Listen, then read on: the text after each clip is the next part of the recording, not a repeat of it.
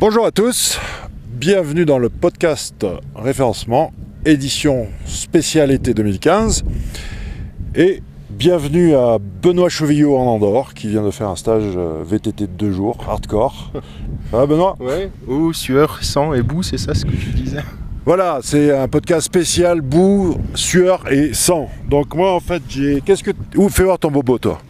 Je l'ai montré sur Twitter hier. Ah c'est chiant, je peux pas enlever, j'ai trop J'ai le même que le tien, voilà. Voilà, il a le même que moi, mais moi j'en ai un peu plus aux jambes. Et ah oui, quand même que je vous montre le cadre. Donc voilà. Hein, joli non? Mais on n'est pas là pour parler VTT, quoique. Alors, tes impressions après 2 jours de... T'as plus de bras déjà, je sais. J'ai plus d'avant-bras là. De là, hein, j'en ai plus. Mais non, c'est cool, hein. Faut venir essayer vraiment. C'est un truc à vivre. Les gars qui font... Si vous faites du VTT, du cross-country, là où c'est plat, en Vendée, ou je sais pas où, venez essayer un coup. Le downhill ou ce qu'ils appellent le méta, là, l'enduro, c'est génial. À tester. Mais sinon, pour l'actualité de Benoît, donc TKNSO, ça vient de terminer. Tu me parlais un petit peu de ce que tu allais faire pour l'édition 2016. Voilà. Qu'est-ce que tu as en tête? Alors, l'édition 2016, va y avoir un petit changement de programme, enfin d'orientation des intervenants. C'est-à-dire que ce sera toujours technique, mais moins orienté code. J'ai envie qu'on parle d'A/B testing, d'UX avec des méthodos à mettre en place pour savoir de quelle manière c'est efficace de faire les tests A/B, comment on mesure ça, faire venir un pro d'analytics pour qu'il explique comment on met tout ça en place de manière super efficace pour pouvoir mesurer ça de manière pertinente. J'ai envie aussi de faire venir des spécialistes du design et de l'UX web pour nous parler de ce que doit être un bon site mobile, qu'est-ce qui fonctionne, qu'est-ce qui convertit, etc. Toujours garder à côté technique dev sur 1 ou 2 ateliers parce qu'il y a quand même un public pour ça. Mais voilà, le spectre va s'élargir au niveau de la programmation. Donc, pour aller au TKNSO, tu n'auras plus besoin de savoir print hello. Non, tu n'auras plus besoin de savoir print hello, mais tu devras toujours savoir ce que c'est qu'une balise title, ce que c'est qu'un tag, ce que c'est qu'une balise JavaScript, parce qu'on va parler de ça à gogo. Mais j'ai envie d'avoir des gens qui présentent des outils super performants comme celui dont je te parlais à midi là. Ça tourne pas spécialement, c'est pas du SEO pur, mais ça tourne autour quoi. Parce que j'ai appelé Tekken SEO parce que je l'ai appelé Tekken SEO, mais j'ai envie de parler des métiers du web en fait, Tekken SEO. Donc tout ce qui tourne autour des sites web, ça, on va en parler. Donc ça sera plus ni technique ni SEO. C'est pas grave, le nom il est là, c'est bon. Ce sera toujours un événement qui ici il y aura des ateliers autour du SEO, mais il y aura des ateliers aussi autour du web. Ce sera un peu plus large que le SEO et un peu plus généraliste que la technique. Voilà. Excusez-moi, il y a des mouches qui sont en train de me bouffer le sang. Faut voir son mollet parce qu'en fait c'est sanguinolent. Donc, Attendez, je vais vous faire la visite de... Voilà les plaies. Alors... voilà à quoi ressemblent des jambes de rider. Voilà. Et puis le dernier truc pour le Tekken SEO, c'est... soit je reviens à Dijon, mais dans un concept complètement différent, c'est-à-dire que j'aimerais bien faire ça dans 48 heures dans un endroit cloisonné, genre un château, louer un château, ou une super grosse auberge, où on puisse être tous ensemble pendant 48 heures, parce que ce qui marche bien au Tekken SEO aussi, c'est aussi le before et l'after. Et j'ai quelques plans dans les vignes autour de Dijon, sympa pour ça. Donc soit ça, soit encore une autre ville, dans un hôtel, comme d'hab. Alors un autre gros truc dans ton actu qui est aussi dans mon actu et qu'on aurait dû lancer depuis un bail déjà, tout le plugin est opérationnel, mais c'est la partie commerciale où on traîne un petit peu, mais ça va être lancé donc on est prêt. On va attendre la fin des vacances quand même. Ouais. Et c'est un plugin pour automatiser le fameux cocon sémantique. Donc en fait, explique-moi, parce que tu avais regardé la formation. et puis ça fait tilt, t'as dit je peux faire un truc là. Ouais, ça fait quoi, il y a un an, on s'est skypé, puis je t'ai dit mais attends, ça te dit pas qu'on fasse un plugin WordPress basé sur les concepts de ta formation. Et donc le principe c'est que on fait son mind map, donc on peut externaliser la rédaction, on donne au rédacteur le plan, on fait son mind map juste avec les titles, on le donne au rédacteur, le rédacteur rend le mind map avec les textes et les images dedans, on l'importe via le plugin et le cocon est fait. Les menus sont faits, on peut skinner les menus, si on veut mettre des menus à droite, à gauche, main menu, tout ça c'est géré. Et il y aura une deuxième phase quelques mois après le lancement qui va permettre de faire une analyse sémantique de chaque texte en live pour vous donner le degré de pertinence de votre texte par rapport à votre title. Donc ça va se faire en deux phases. La première c'est l'import et l'export pour pouvoir exporter une structure de WordPress existant vers un mind map pour pouvoir le retravailler dans un outil de mind map, le redonner à un rédacteur et le réimporter. Et dans le deuxième temps, ce sera analyse sémantique en live des textes. Donc enfin, parce qu'on a beaucoup voulu d'avoir dit que WordPress c'est de la merde. C'est pas que WordPress c'est de la merde, c'est ce qu'on en fait qui peut être de la merde. Mais effectivement, là, on éradique. Ça va même au-delà du cocon sémantique. Hein, c'est utiliser les pages au lieu des posts et puis surtout respecter un schéma de maillage qui est un peu plus intelligent que la bête pagination de base, quoi. C'est ça. Et zapper toute la phase d'intégration que j'ai trouvé comme étant vraiment un gros goulet d'étranglement. Et maintenant, il suffit juste de donner ça à un intégrateur. Le rédacteur n'a plus à aller mettre son nez, il n'a plus besoin de créer un compte pour un rédacteur, c'est terminé avec le plugin. On peut complètement cloisonner les deux métiers. Donc il va s'appeler Bombix for WordPress. Voilà. Bombix, c'est toi qui as trouvé le nom, c'est en fait un papillon. Ouais, c'est ça. Tout est venu d'ailleurs. Cocon, papillon, ouais, maillage. Et puis j'ai regardé tout connement sur Wikipédia toutes les traductions de papillon. J'aimais bien Flinter aussi, c'est merde non. Ça fait un peu Flintstone quoi. Ouais. Mais on s'est mis d'accord sur Bombix, voilà. Et Bombix for WP, le site est déjà en place je crois, mais on peut pas encore acheter le plugin. Promis, hein, il faut que je termine la page de vente et puis c'est bon. Tout est prêt, il n'y a plus qu'à mettre le bouton PayPal en fait. C'est tout ce qui reste. Alors ensuite, l'actualité de... Tu me posais la question, tu me disais ouais Panda, t'as senti, moi ouais. Je sais pas, tout le monde dit ouais, je crois que les gens disent ouais j'ai vu des mouvements, juste histoire de dire j'ai vu des mouvements, mais est-ce que personnellement, moi j'ai rien senti personnellement. Alors le problème c'est que le dernier Panda il a eu lieu dimanche et j'ai pas allumé mon ordi depuis 10 jours, donc je n'ai pas pu le sentir, mais c'est ce que j'ai vu passer sur Twitter ce matin là. Non, par contre, j'ai vu un update, je crois que c'est Fantôme, ils l'ont Google, je sais pas s'ils l'ont affirmé ou confirmé. C'était mai, quelque chose comme ça. Enfin, le quality update. Ouais, ben moi qui est Panda quelque part aussi. Il faut savoir que je n'ai plus qu'un seul client SEO, mon ancien patron. Et ben je l'ai senti chez lui, il est remonté. D'accord. Voilà. Mais je lui avais fait faire des modifs avant et on avait viré tout l'inutile au-dessus de la ligne de flottaison, on avait remis du texte pertinent, les pubs qui étaient pertinentes pour son produit, on les a enlevées, on les a mis plus basses. Il y avait une belle vidéo de présentation qui accrochait bien les gens, super visible, et il a repris 12 places comme ça, il est repassé de 25 à 17, quelque chose comme ça, en passant devant les autres en fait. Ouais, ça rejoint un peu ce que je dis toujours, c'est-à-dire c'est pas forcément la qualité du texte en lui-même qui fait la différence, c'est plutôt l'environnement, l'enrobage. L'enveloppe. C'est l'enveloppe. Et c'est pour ça que j'ai envie de parler de ces choses-là aussi l'année prochaine au Tekken SEO, parce que finalement ça impacte, parce que ça touche directement ce que font les gens en arrivant sur le site, le taux de rebond du coup, parce que si les gens y restent, on sait que c'est un critère important, donc l'UX est prépondérant aussi dans le SEO, quoi. C'est super intéressant parce que quand on regarde des sites soi-disant, enfin par rapport à l'update, le Quality Update ou Phantom Update, j'ai vu la liste des sites américains qui s'étaient fait flinguer. C'est clair que les sites, je veux dire, c'est vieux trucs des années 90 avec... mais c'est surtout, moi, je sais plus avec qui je discutais, je crois que c'était avec Raph SEO de ça. Il y avait aussi trop de menus, tu sais, enfin, comment le dire, des menus déroulants super gros et tout, ça a pas aimé. C'est les sites à l'ancienne, quoi. Ouais, c'est c'est ça. ça. Honnêtement, c'est pas forcément, encore une fois, le texte en lui-même, la qualité Ouais. du contenu qui change, c'est vraiment l'enrobage, quoi. Et ouais, voilà. Et donc, en lui faisant virer les liens qui servaient à rien dans le menu, en enlevant le superflu, et son site convertit toujours aussi bien, c'est juste que les pubs sont placées ailleurs. Remettre un bout de texte et une vidéo qui accroche au-dessus, et c'est reparti. Pas d'intervention externe, zéro.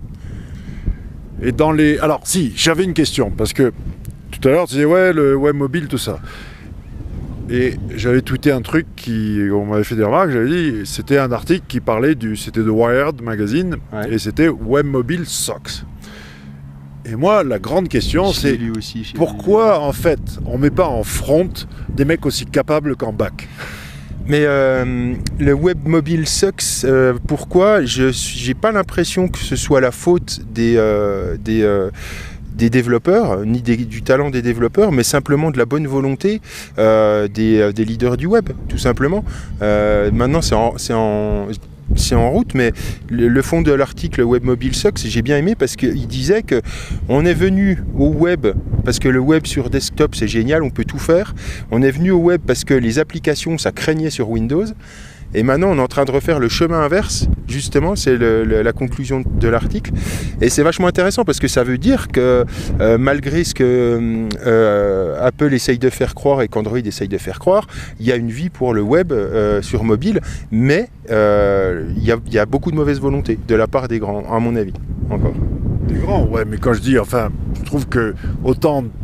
Mais ça va même au-delà du mobile. Moi, je trouve que la pauvreté de la partie front-end par rapport à la partie back, il y a souvent une déconnexion totale entre ce qui se passe, les grosses machineries que tu peux avoir derrière qui sont super compliquées avec des mecs qui savent coder en Java, en machin de ça, et puis en front c'est ok, t'as PHP, voilà quoi. Ben, en fait, en front sur mobile, 99% des applications, alors j'exclus évidemment tout ce qui est jeu 3D, des trucs qui demandent une ressource de dingue au téléphone, mais c'est ni plus ni moins que des sites web qui demandent peu de ressources. Si tu utilises les bonnes manières de les faire, tu peux être très efficace. C'est là que l'UX a un énorme rôle à jouer, justement, sur le mobile, parce que tout est réinventé. L'écran est plus petit, on a un doigt pour piloter le bordel, donc ça peut ne pas craindre, mais ça se réfléchit beaucoup, quoi. Autre chose, c'est ça fait un moment déjà que tu es à fond sur l'App Store. Pas l'App Store, le Android, ouais. Play, pour l'instant. Ouais. Et j'aime bien ta philosophie de dire, ben en fait, je teste avec des applications qui prennent 2-3 jours à développer, pas des gros trucs, mais j'en lance plein, quoi. Ouais. Alors, on en a lancé 2 comme ça, et là, la troisième, du coup, elle a pris plus de temps. parce que 2-3 jours, en fait, tu te rends vite compte que c'est vraiment... c'est des concepts à la con, quoi. Tu vois, c'est les jeux où tu fais tap pour gagner, où ça, c'est super rapide. Non, là, on a fait le truc pour secouer, pour vider la RAM. Ouais, ça c'est développé rapidement, mais on l'a pas mis à jour depuis longtemps, et en fait, il y a des gens qui râlent parce que tu le laisses dans ta poche et ça se vide tout le temps, en fait. Donc, bon, on fera un update un jour. Non, là, on va sortir une application poker. Alors, c'est pas une application pour jouer au poker, c'est une application pour suivre ses statistiques, mais pas sur le net. C'est pour tous les gars qui jouent au poker avec leurs potes ou en club, et puis qui en ont marre et puis qui notent tout sur un fichier Excel ou sur un bout de papier. Ben là, il y a une application pour faire ça, et on peut suivre le score de ses potes, etc., etc. Donc ça remplace le fichier Excel des parties entre potes. Voilà, on sort ça avec Paul Evans de Zuka. Là, quand je rentre de vacances, fin août. Là, pareil, elle est terminée, la page de vente est prête, il n'y a plus que la traduction des textes à faire. Et qu'est-ce qui t'a incité à vouloir tester? Tu disais c'est la nouvelle jungle, c'est le nouveau SEO d'il y a 10 ans. Je m'y suis mis tard parce que ça fait déjà, ça fait quoi, 2007 l'iPhone, c'est ça? 2007 exactement. Ouais, c'est ça. Donc ça fait déjà 8 ans. Je m'y suis mis il y a 1 an et demi, donc je m'y mets sur le tard, mais c'est un nouvel Eldorado, le mobile. Il y a tout à faire. En fait, c'est la même jungle. En fait, c'est la jungle du SEO, mais de maintenant, parce qu'il y a énormément de monde. Et donc là, c'est des techniques de visibilité différentes. C'est génial parce qu'on apprend. Alors moi, j'adore parce que maintenant, je sais faire les applis mobiles. D'ailleurs, s'il y a des gens qui veulent des applis mobiles, on est rodé. Et maintenant, c'est la nouvelle aventure, c'est d'essayer de la faire installer un max de fois, quoi. Voilà. Donc ça, les résultats, ce sera au prochain podcast. Non, mais c'est intéressant parce qu'on a déjà fait des essais avec 2 applis. On commence à bien voir comment ça fonctionne. Le social a un rôle prépondérant. C'est le SEO du mobile, c'est le social, de toute façon, avant toute chose. C'est un peu même la même stratégie que sur YouTube ou tout, c'est-à-dire qu'il faut, dès le lancement, essayer d'arriver dans les top grossing, quoi. C'est ça. Et donc, pour faire ça, il faut balancer un budget social. Social, emailing, tout ce que tu as en stock. Tout ce que tu peux faire, il faut faire un gros boom dès le début. Puis après, il faut entretenir avec de la pub Facebook, pub Twitter, pub YouTube, tout ce que tu peux, essayer de faire un peu de buzz. Voilà. Donc on a fini ce produit-là. Et d'après toi, quand est-ce qu'on doit décider? Parce que souvent, les gens t'appellent... Juste le nom, je le dis. Pokerboard. Pokerboard, oui. Voilà. Pokerboardapp.com. Voilà, le site est en ligne aussi. Par exemple, on va m'engueuler, le Poker SEO, quand est-ce le prochain? Oui, effectivement, j'allais dire, pour jouer au Poker SEO, on peut utiliser... Non, la question que je voulais te poser, c'était, beaucoup de gens t'appellent en disant, je veux une app mobile, parce que, il faut une app mobile, mais... Faire une coquille vide, c'est simple. Et pour l'instant, les gens, ils appellent pour avoir une app mobile parce qu'ils ont vu à la télé que les gens ont des apps mobiles, donc ils veulent une app mobile. Mais quand on leur demande ce qu'ils veulent, des fois, c'est juste une app mobile. Mais elle fait quoi? Je sais pas, une app mobile. Voilà. Clone de mon site web. Voilà. Après, j'ai vu qu'il y a pas mal de produits qui existent. J'ai même vu des solutions qui transforment un WordPress en appli mobile. J'ai pas essayé, franchement. Je pense que ça peut tenir à la route. Mais mon avis, dès qu'on installe un plugin ou un thème bizarre, c'est foutu. Ça marchera plus. J'ai été spammé par des mecs pas mal, qui en fait ils t'envoient un email avec un aperçu de ton site version app. Et tu n'as pas eu cet email-là? Non. Il t'envoie, alors il te dit on a déjà fait l'app pour vous de votre site, effectivement, à partir d'un WordPress, tu vois. Et tu n'as plus qu'à cliquer ici pour valider. Pour l'acheter, c'est un bon business parce que en fait c'est juste un peu de crawl parce que la plupart des applications mobiles, elles sont faites avec des systèmes hybrides comme PhoneGap, Cordova. On utilise simplement la WebView du téléphone, donc c'est ni plus ni moins qu'un site web, mais pensé et conçu avec les bons outils, ce qui fait que c'est rapide et qu'on voit quasiment pas la différence, quoi. Donc oui, pourquoi je disais ça? Parce que ça suffit, c'est rapide, finalement ça peut s'industrialiser. Mais là où ils disent pas, c'est que quand il y a une mise à jour, je sais pas comment ça se passe. Moi non plus. Parce que normalement, alors s'il y a une mise à jour juste de contenu, je pense que l'appli elle est capable de fetcher automatiquement le contenu, c'est pas un problème. Mais s'il y a une mise à jour de fonctionnalité, ça veut dire réédition dans le store. Donc je pense que les gars ils tiennent un bon filon parce que s'ils vendent les mises à jour, c'est intéressant, quoi. Est-ce que tu vois vraiment un intérêt à une app qui n'est qu'un clone du site web? Si le site web est déjà mobile... c'est finalement une vraie coquille vide, ça. Ouais. Parce que finalement, qu'est-ce qu'ils font, les gens qui font ça? Vaut mieux avoir à ce moment-là, vaut mieux investir dans une version mobile du site et créer une application qui ne fait que afficher la home, quoi, en fait, finalement. Parce que comme ça, l'application, elle va te coûter 100 €, plus 100 € si tu la publies sur iOS, parce que c'est le prix de la licence. Mais comme ça tu auras une version mobile de ton site et tu auras ton application. Donc moi je pense que si le but du jeu c'est faire ça, c'est faites un site version mobile et faites une app qui lance la home du site. Ça coûte rien une app qui lance une page web. C'est que dalle. Alors la question à 10 000, moi qu'on me pose des fois, c'est ok, mais je sais pas quoi faire. Comment je trouve des idées pour faire une application? Alors moi j'ai un truc, c'est en fait n'importe quelle thématique, vous faites une liste des problèmes, des choses qui sont cassées dans votre thématique. Il y a forcément, dans n'importe quelle thématique, quelle qu'elle soit, il y a des choses qui ne marchent pas. Prenons, on fait du VTT, là. Prenons le VTT, il y a par exemple un truc qui est Si vous faites vous voulez faire un peu de compétition, il y a des courses tous les week-ends, tout le temps, mais où les clubs, c'est tout dans tous les sens, tout est éparse, il n'y a rien qui peut unifier tous ces clubs. Donc ça c'est un problème. Est-ce que tu peux, ou alors quand tu veux monter ton vélo, c'est très compliqué de trouver les bons tutos, les bons machins. Donc ça c'est cassé. Est-ce que derrière tu peux donner une solution sous forme d'application qui va résoudre ce problème? Eh bien là voilà, le CO c'est être utile, l'app mobile elle doit être utile. Donc il faut résoudre des problèmes, donner des solutions. Il faut trouver une bonne idée. Il faut trouver une idée très simple pour l'application mobile, même si derrière l'appli peut être compliquée, mais ça doit résoudre un problème simple de la vie de tous les jours. Parce que je me lance. D'ailleurs, c'est nouveau pour moi aussi. Je me lance dans le B2C. Avec les applis mobiles, parce que ma cible c'est le particulier maintenant, et, voilà. Et c'est pas les entreprises, parce que les entreprises elles commencent à s'y mettre, ça vient doucement, mais elles achètent des applications mobiles. Je fais pas d'applications mobiles qui vont servir aux entreprises, quoi. Voilà.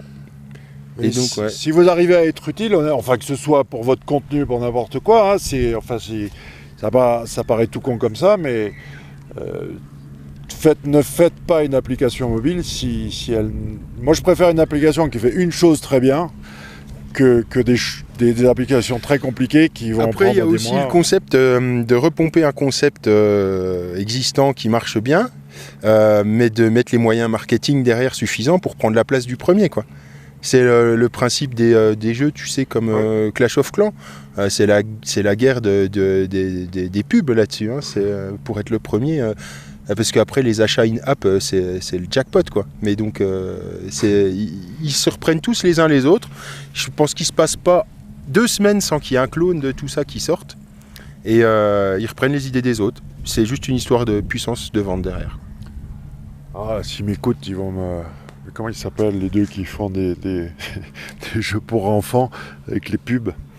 Ils se font une fortune en fait. Ah bah oui, parce que les gamins ils cliquent partout, je vois bien les miens. Ouais, d'ailleurs la tablette quand je leur file je coupe internet. Du coup il y a plein de jeux qui marchent pas. C'est pas grave. Ouais. Mais tu vois, une idée à la con, pas si à la con que ça, mais une appli mobile, là, j'ai vu avec la réalité augmentée, ta caméra, et je sais plus exactement quelle est la techno derrière. Tu mets des mini pastilles grosses comme ça sur tes objets. Tu sais, le genre de truc que tu as tendance à égarer tout le temps. Ta clope électronique, ton briquet, tes clés évidemment, ton portefeuille, ta carte bancaire. Et en fait, il suffit d'allumer ton téléphone, tu te mets en recul dans la pièce, et en réalité augmentée, il te montre où sont les objets. Ah ouais, ouais. Nickel, et ça résout un problème que tout le monde a depuis des années. Alors par contre, ils ont investi du pognon en R&D derrière. Mais elle va être quand elle va être sur le shop, cette application, tout le monde va la mettre, quoi. C'est obligé. Voilà. C'est une bonne idée.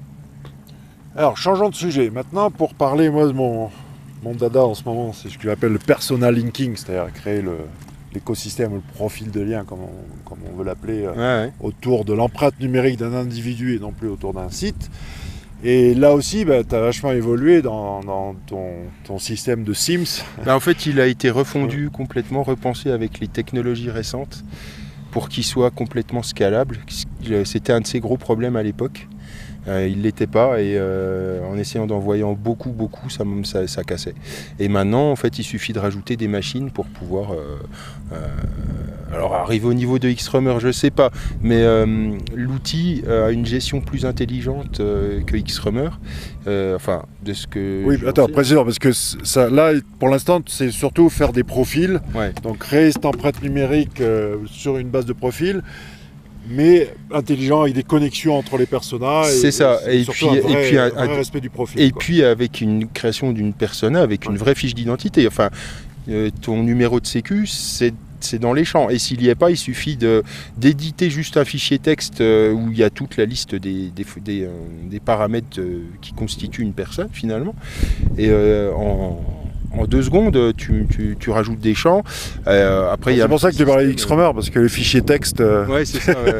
Et non, le but de l'outil est d'essayer de rendre ça le plus vrai possible. Donc, il y a numéro, si tu veux, tu peux même faire une fiche d'entreprise avec un numéro SIRET, un capital social, évidemment adresse, téléphone, compte Google, compte Facebook, tout ça.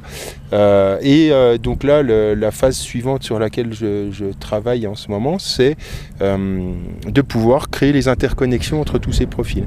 Et ça, c'est les 2 dernières années de R&D que j'ai fait dans les bases de données graphes, entre autres, et puis les discussions que j'ai eues avec des personnes comme Sylvain Perronnet ou Christian Méline ou des gens comme ça, m'ont fait progresser sur les technologies graphes. Et c'est exactement le cas d'utilisation de ça, et donc ça va permettre de faire des trucs incroyables. Ça va permettre de pouvoir dire fais poster un commentaire Facebook sur cette page par tous les gens qui kiffent le VTT et qui ont un cousin. Par exemple, tu vois, ou à tous les cousins des gens qui kiffent un VTT, qui kiffent le VTT, par exemple. Tu vois, tu pourras faire ça facilement. Là, l'algo est designé. Maintenant, j'ai plus qu'à le mettre en place.